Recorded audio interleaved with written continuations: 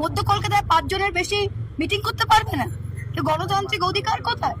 SDPO Tehatta আমাকে মুখের ওপর বলছে ওগুলো হিন্দি ছবিতে হয়, ওয়ারেন্ট নিয়ে সার্চ, আমরা এমনি সার্চ করি। এরকম পুলিশ স্টেট তো চলতে পারে না। বাংলার মানুষ যদি আদৌ তাদের ভোট দিয়ে থাকে, এটা নিশ্চয়ই এটা করার জন্য ভোট দেয়।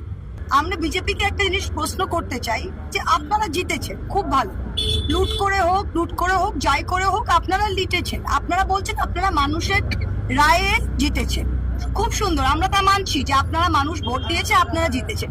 তা যদি মানুষ ভোট দিয়েছে আর আপনারা জিতেছেন, তা আপনাদের এত ভয় কিসে? আপনারা দেখলেন এটা পৃথিবীর ইতিহাসে, ভারতবর্ষের গণতন্ত্রের ইতিহাসে, যে আমাদের রবিবারের দিনে কুণালদা, আমাদের একজন রাজ্যসভার সাংসদ, 2-3 জন এমএলএ, 6 জন মিলে ধরমতলায় গিয়ে একটা খালি রাস্তায় মেপেছে। কোনো মঞ্চ ছিল না, কোনো ভিড় ছিল না, কেউ ছিল না, এবার ছবিটা নিজেরাই আপলোড করেছে। এখন সেটার ভিত্তিতে